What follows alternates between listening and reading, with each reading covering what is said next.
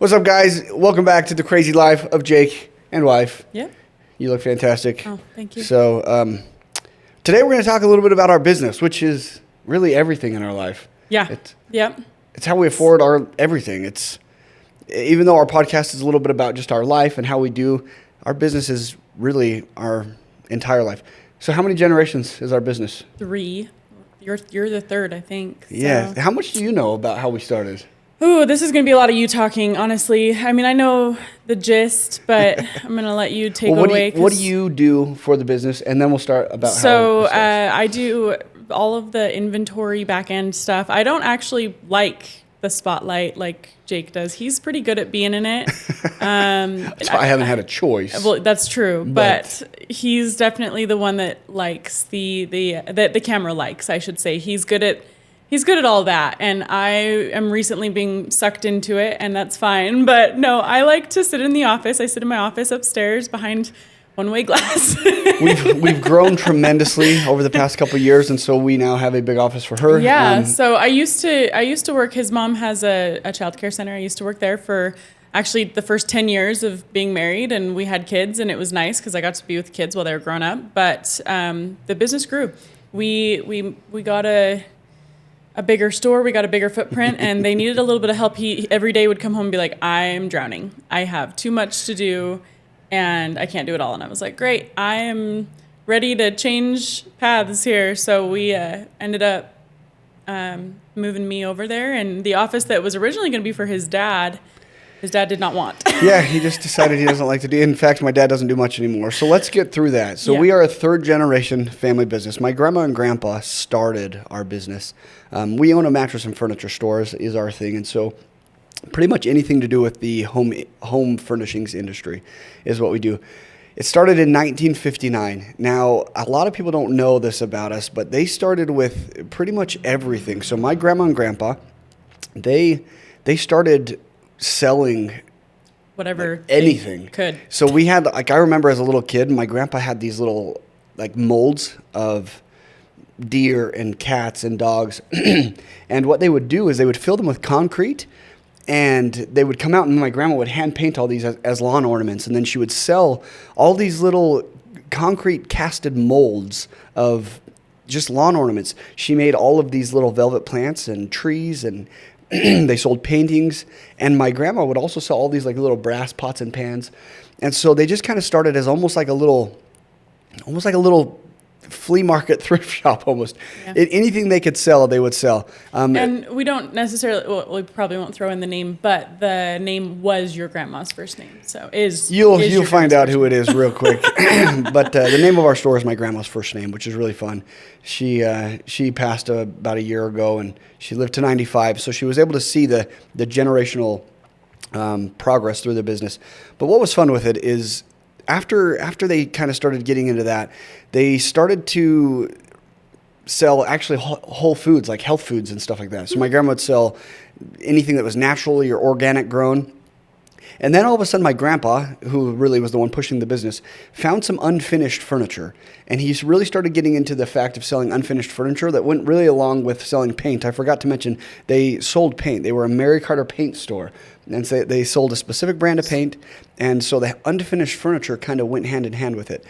And over the years, as furniture started being able to be more finished, right? It had laminate furniture and things like that. Yeah, it started to get to that point where people liked spending less money on furniture. So they had something a little bit less expensive of an option, and so all of a sudden people just were it had to pivot, kind of choosing that direction. The business had to pivot a little bit because it just wasn't the unfinished furniture and paint wasn't as big as it used to be. And then my grandpa was talking with somebody who was in the furniture industry, because that's where we were at. And he talked with a guy named Doug Haga, which is a huge mattress manufacturer, Haga Mattress, especially back in the day, and said, you need to sell mattresses. And if you want to be the best at something, you need to choose something and be the absolute best. And my grandpa was thinking, well, what do I need to do to be the best at something? And he said, well, what do you want to sell? Obviously, talking about the mattresses with this guy, they decided to get really heavy into the mattresses, and my grandpa actually renamed the store and ended it with Mattress King instead of just who they were. And that's kind of how it started to evolve. And then my grandpa, for probably 5 years, was selling these mattresses. and then decided that if you knew my grandpa, I think we're pretty similar. My dad says that my grandpa and I are always the same. That if we're selling something and we think we can make it for less on our own, we're going to do it. We don't want to pay a middleman. So my grandpa decided that he was going to get into the manufacturing side. And he doesn't halfway do anything. We call it in the family, he whole everything's. And he went and he bought the machines to quilt the top of the mattresses. He bought all the inner springs. He went to every trade show there was in order to see the process of actually manufacturing mattresses. And that's really what blew up our business and kind of took it off. That's where I think your dad stepped in a lot too. He started that side of things, the manufacturing, the sewing. He did. So for 40 years, roughly about 38 years, my dad was building mattresses. And so we had a little factory here in our town, and he would get up in the morning and he'd say my goal was to make anywhere from 15 to 20 mattresses every single morning. So the night before he'd go and he'd stack up the coil units, he would have the side panels sewn, he'd have the quilted top sewn and ready, so that way the next morning he could go and he could just stack it. He could throw the side panel on, the coil unit, the foam layers, the quilted panel, and then we had these giant sewing machines that you'd have to go, it's called a tape edge machine, and it would literally sew the edge of the mattress on, which we could try to throw a video of that. It's quite the process of a mattress manufacturer. And the cool thing is our cost would be into the material roughly like 30%, or like it was 70% less. So roughly 30% of what we were actually buying the ones from the other wholesaler for. So our profits were going to be 70% greater. And that's really what my grandpa liked. Obviously, there was expensive, all those sewing machines and the building and everything like that. But just over a short period of time, he was able to pay that back. And so for that time, we became the mattress king, and we were selling multiple brands, all the big name brands, Sealy and Serta. But at the same time, we had our own brand, which was called Restful Nights. And we sold way more of those than any of the other brands because we could market $100 less and still make better profit dollars on it. And then, of course, some rules came out. This has been, I have to look it up, probably 15 years ago. There was a fire barrier law that came out, passed by one of the, coastal states, which we won't name, that has a unique shape to it. But where everything causes cancer. Yeah, is that I think that's the one. There were some laws passed in that made it so you had to burn test every single mattress. You had new regulations that had to be on them. If you were to produce a new mattress, you had to burn test it. That was a $1,000 test. And with all these testing and all these new requirements, our profits were diminishing tremendously because us not being a humongous company couldn't buy the bulk springs or the foam by the millions. We could buy them by the tens of thousands. And so our cost percentage was starting, we wouldn't get these rebates back. And eventually just kind of became now we can go back to the distributor and actually buy them for the same cost, if not a little less than it costs us to manufacture them at that point. And we got out of the manufacturing.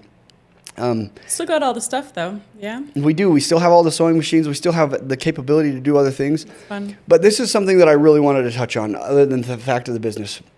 We've been pretty fortunate at our age to have what we have. We like to use the word blessed mostly. Yeah. We've been super blessed in the age that we've lived in. From all this hard work, and a lot of these people look at us sometimes and they go, man, you're sure young to have what you have. And I like to tell people, it took me 66 years to get where I'm at today. And they're like, well, Jake, you're only 34 here in December. Yeah, but it still took 66 years. My grandpa sacrificed, and he lived to this level. And he put all of his time and his effort to get into these. Your grandpa lived a hard life, too. He lived a super hard life, and he was a firefighter, and he did a whole bunch of other stuff. This was all side. When he was 12? Yeah, his dad died when he was, I think, 10 years old. And my grandpa was the oldest, and he dropped out of school at 12 years old.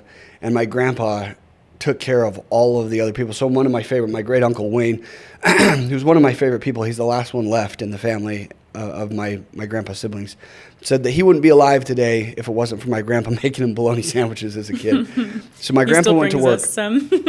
He still does. I love it. And the crazy thing with my grandpa, from what I knew, grandpa sometimes was hard, but he also had the softest heart. But to think about my grandpa at 12 years old working and providing for the family, and seeing that probably he didn't think he could compare to much because he had no schooling. He had 0 high school degree. He had not even a thought of college, obviously.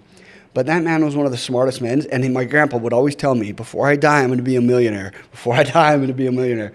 I loved when he was 91 years old, literally not doing great, I would go over and see him at this retirement home, and he was still playing in the stock market, showing me his account. Say, Jake, look what I got. And he died with his goal, right? Mm-hmm. He was able to get to where he wanted to be in life. And he sacrificed everything he had back in the business. Now, if we go to the next generation, though, my dad, sorry, I have all this phlegm this morning. A little bit of emotion, too. Yeah, there's definitely emotion. I can feel it. You can probably hear it, too. It does touch me. I'm an emotional guy sometimes. But my dad, I look at my dad. Growing up, we didn't have a lot. We didn't know about it, but man, did I sure eat a lot of 5 for 5s at a couple restaurants that I don't ever want to go back. 5 things for $5, man. But you know what? My dad put everything he had back into the business, and he bought more land. And I remember my dad as a kid, he was always going out. We were looking at properties, and he was buying these properties and putting every dime he had into future growth. And he probably grew the business almost more than anybody in the fact that he put everything back in. He expanded it. We got into more lines. We got into more furniture. We wouldn't have the opportunities. Wouldn't have had the opportunities. Like without him looking at land and things like that. I mean, we have the land that we built our new store on because he purchased it 20 years ago. Yeah. Because he had the foresight to Crazy thing about that. So where we live, it's a very big farming community. And where our store was, which is in downtown of our area, which was kind of more of the booming area at that point, my dad, 25 years ago, bought this piece of ground, which was pure farm ground. There was nothing around it. Ways away. Literally nothing. It was way out on the outskirts. It just... If you look at our town, it was like, why would you spend? And he spent like $250,000 on this piece of ground, which was insane amounts of money back then for a piece of dirt that is farming and never had the intention to get money off of it until future growth. Coolest thing is, obviously that ground was paid for. When we went to go build our new store, which is definitely one of a kind in this city. It's a very beautiful place. We wanted to go all out and make it nice just to better serve our customers. That ground was paid for, and when I wanted to build this store, I told my dad, I'm going to build this store, and he's like, well, I'm too old for that. And I said, well, I'm going to do it anyway, but you have some assets that I really would like to use if possible. And so we actually went and started the process of the architecture, and when my dad finally saw what I wanted to build, I kind of designed this building. Once he saw it, he goes, holy cow, that's what you're going to build? Like, that's what I want to build. He goes, man, if that's what you're going to build, then I'm all in. How can I help? And I said, okay, first off, we need to build it where your property's at. By the way, where we live today, where my dad bought that property, it is the highest traffic road in our city. And it is booming. We got Costco literally just down the road. That land is worth millions now. Yeah, well, in fact, the appraisal, we'll have to get to that. We have Costco down the road. We have the movie theaters. We have all the other furniture stores on the same road. It's a booming street. So the foresight is crazy. It's paid for. So when we go to when we went to the bank to get the loan, they said, well, where are you building? We show them. They said, well, who owns the land? What's the land? We own the land. Well, how much is owed on the land? There's no money owed on the land. They do an appraisal from that little $200,000 corner. Now, we have purchased the rest of the land as well, but just the corner alone that my dad paid $220,000 for, they appraised it at $1.5 million for just the dirt alone. So that automatically was to the bank. They were like, well, that's a down payment. You're already $1.5 million ahead for the loan. So it made things super easy. So again, foresight for my dad, huge. And the business in high school for me is when we really started taking off a little bit more, able to have a little bit more extra, just nicer things, which, by the way, things in life don't matter. We're all going to die and not have them anyway. Do I like nice things? Yes, I do like nice things. It's not what we surround, like. But we've been blessed with it. Yeah. Like, that's what you got to remember. It's weird. We had this conversation. You had a friend the other day reach out to you and say, Jake, I finally understand. You're always seeking knowledge, and somehow you always end up with enough. He was like, Jake, I've always wondered why you've been so temporally blessed with riches. He said, and I was reading in the scriptures he was reading here in the New Testament, and he said, it hit me so powerfully. Now, this is not to pat my back or anything. He said, I've noticed you're consistently trying to seek for knowledge, particularly in gospel knowledge. He said, and for some reason, you continue to still have your blessings. That is true. I don't know why it is that way. The Lord's way too kind for us. For me, but I wanted to throw that in there because It's not off topic. That's a huge part of our life too. That's the only reason we've made it this far. That the blessings that your family have been given. We'll probably bring up the gospel aspects quite a few. If you don't like Christians, well, sorry, that's who we are. It's very, very big in our life, and there's only one guy who's made it, so we really can be here, and that's the blessings from this guy. But it is. It's a big blessing, and I've noticed over those years, if you put your best into serving the master, for some reason temporarily, the things you need, maybe not always the extras, but the things you need, you just have them. And that's been fortunate for us. But now we have this big store. Yeah. Our store is and it's been there's been some growing pains, honestly. Like we probably doubled just about in growth. Our revenue, we were hoping to have an increase of like 30%, 40% for our new store, and that's what we'd have to have in order to pay our mortgage on our new business. And our first year, we did like 150% increase in revenue. It was wild, and so that was why after that first year, Jake was like, "I need help," because there, more orders coming in, more just stuff to take care of. Even now, I'm in there, and I'm like, we have more delivery guys. It's a full-time job. I'm there just as much Monday through Friday with him, as open to close. So it's a lot, and it's been wonderful. It's been so fantastic. We actually really like working together for the most part too. I say for the most part because I think we've had like 2 arguments in the last year and a half. Yeah, but that's because we bring at business. Sometimes I bring the personal. At business, I'm very a little bit. How am I at business? You're great. I'm business. Yeah, you're oriented into the business. So this is what's funny. I told my wife in the beginning when we're going to work here. I said, just so you know, there's going to be times I probably get upset at the store, but it's about business. And I'm going to talk to you as an employee, not my wife. And you got to understand that when it's business time, it's business. And anything I have correction-wise is to succeed in the business, not that. And I just want you to know that everyone that listens to this now. All the women are like, oh yeah, that doesn't fly. That doesn't fly. That's not going to work. But for us? For us, it does. It does work. For us, it works. Because do I take the business home very much? No, and Jake's very respectful. He's very kind. There's been like a couple of times where I've gotten frustrated. He gets with frustrated with the done. store, and then I just go like, oh no, and then I'll kind of come. And she'll just leave and go to her office and be mad at me. Yeah. I'm good at going off and sulking. And then what happens? He comes and tells me to knock it out. I come up to the office. I say, "This is business. It's not personal. I love you." No, he comes up and he usually apologizes because he's pretty good at apologizing, and then we're good. There's a couple people in my life who's never been really good at apologizing. They just don't ever say sorry, and that just bugs the crap out of me. Like sometimes it's okay to just say sorry. All right, just recognize. We're both good at apologizing. Recognizes that we probably came off a little hard. By the way, good future reference for the people here. Sometimes just say sorry. All right, sometimes just apologize for how things went, and your life will be much better. You don't even have to apologize because you think you're wrong. Just apologize because you argued. Because the situation was wrong, right? Because you got into a conversation with somebody that you shouldn't. You don't want hard feelings. In the manner of way it came across. Yeah, just Luckily, say sorry because that. you love someone. That's what it should be. Say, this is what I told. I was talking to my sister-in-law. I'm sorry you felt like you were wrong. Yeah, don't even start. My sister-in-law and I were talking the other day because it's a lot of the people that don't know how to say sorry are in his family, and 100% true. 100% true. I told her, I said, literally everyone in your family just needs to tell each other, "I'm sorry and I appreciate you," and then everything will be okay. Yeah, that's really it. But I have a great family. If you don't have any family drama, you are. There's always a few nuts in there. It's gotta happen. It's always there's just a touch of dysfunction. Every family has it. You gotta have it. Gotta have it. But you know what? Life's good.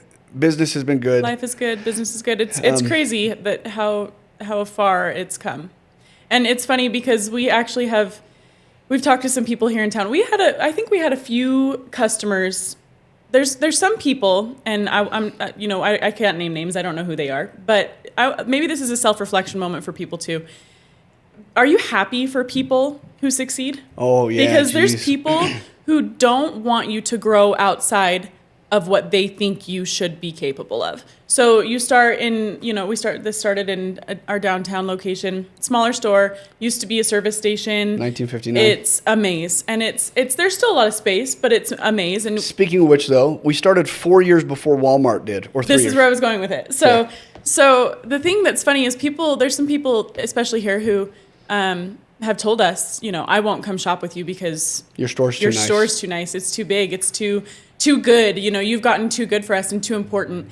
And we never want people to feel like we're trying to be, too big for our britches or important or arrogant or cocky or anything else. But some people just feel that way. They just there's a little bit of jealousy in I gotta soul. bring it in actually. And our employee Ryan, who was helping a customer a couple weeks ago, lady came in. She goes, when we saw this being built, as soon as we saw the name on the building, we were like, oh, we're never going to shop there again. We used to only ever buy from you guys, but we said as soon as we saw how nice this building was, we're not going to shop there. They freaking came in. Yeah. And when I heard that, I was like so annoyed. I'm like, well, then freaking leave. Yeah. Luckily, our employee is He's so good. He's so good. But what Jake was saying though, like Walmart started 4 years. Walmart started 4 years before we started. We started 4 years before Walmart did, and look at where they're at. And we hope to just do a few million here in the years, and they do billions. Just take care of people. We just want to take care of our employees, take care of our family. Technically, I think we're a little behind. Actually, I think we're a little behind. Yeah, we might need to hustle up. So need to scale that. To I guess we might. I guess we might end up more frustrating more people. So think about this. This is what I recognize with people. This probably does come back to the gospel. If you're ungrateful or never feel like you have enough, you will always you'll be always upset. never have enough, and you'll always be envious of those. But I see some of the happiest people in life are always grateful for what they have, no matter what it is. They're like, man, I've been so blessed for what I have. Happiest people in the world. Whereas we both know people who it's never enough. It's never enough. And to be honest with you, that comes off as so arrogant to me, more so than the people who have a lot. Because it's like, if you look at their lifestyle and they're always complaining, it's like, dude, you have more than 90% of the other people I know around, and you complain about what you have. That makes you sound this statistic like is a jerk. wrong. I know it, but there's I remember reading a statistic that said if you have, food in your refrigerator, a roof over your head, and running clean water, you're better off than like 70% of the world. Yeah. So if you can't be grateful in any circumstance, right? I've told Jake, I said, I think a while back when we were just talking about business and everything, I said, if everything went down, because the economy, everything, it's a balancing act. Business is a balancing act, especially small business, especially with this government and everything else, not necessarily right this second, but just in economy times and everything like that, it's a balancing act. And if you could lose anything. You could lose everything in a year. It could all be gone. Everything could burn down. You don't know. We've talked about it multiple times. If we're good and our kids are healthy and we're good, that's all we ask for. That's all we... If we lost everything tomorrow, would we be different people? I think that's a question you should ask yourself and reflect. If you lost everything tomorrow, could you still be happy? And the answer should be yes. Could you still be grateful? Grateful for what you have. Could you still be grateful for what you have? Could you still be soft, loving? Would it harden you? Would it make you angry? Are you healthy? Can you get up out of your own bed in the morning? Can you do these things? I guess at the end of this story, I didn't know where we were going to go with it. I didn't know either. I think it's this, dude. Have faith, number one. If you don't find it, it's real. For this guy up above. And when you do that, everything else in life can be happier. Yeah. And it will be happier. Have gratitude for everything that you grateful. have. That's the biggest thing, I think. Having a grateful heart, just like, I remember, this is a little off topic too, but when we had our first baby, I had tons of complications through that. Yeah, I wasn't gonna have any more. Yeah, we had a rough delivery, and this should almost be another we'll have episode. to tell it. We'll have to tell the story another time. But I remember, somebody asked me like, "Man, this has been such a trial. This has been such a thing." I just don't feel that way. I know that it was hard, and that I did. Things were It was a struggle, but I remember thinking, like, I almost died, and my mother-in-law called me in the morning of the delivery, and she asked me to take my blood pressure, and that's what sent me to the hospital. And I just remember thinking, I'm so blessed that I had somebody placed into my life that was praying for me, to know that, to have that prompting of the Spirit, to know that I needed to go to the hospital. And so, like, I just remember feeling so blessed. She almost died. Our little boy was 4 pounds. We'll tell the story another time. Our little boy was 4 pounds. But like, I feel blessed because I was in the right place to have a whole bunch of problems. It was crazy when it happened, and so it's just having the right heart. So right there, God first, yeah, family second. That's right. Business will provide for you after that. Mm-hmm. And that's really, as you can tell, our phones keep ringing. That's our business. See, it's a part of our life. It never quits. Keep hitting it. They actually, we haven't even opened, so we just had phone calls ring. every 5 minutes. But and as you can tell, from business to the furniture show to our surgeries and just had everything surgery else. 2 weeks ago. Our anniversary tomorrow. Yeah, 12 years. Baby's coming home at 4 pounds. Mama almost not making it. We got great kids. You can probably tell why we called our channel The Crazy Life.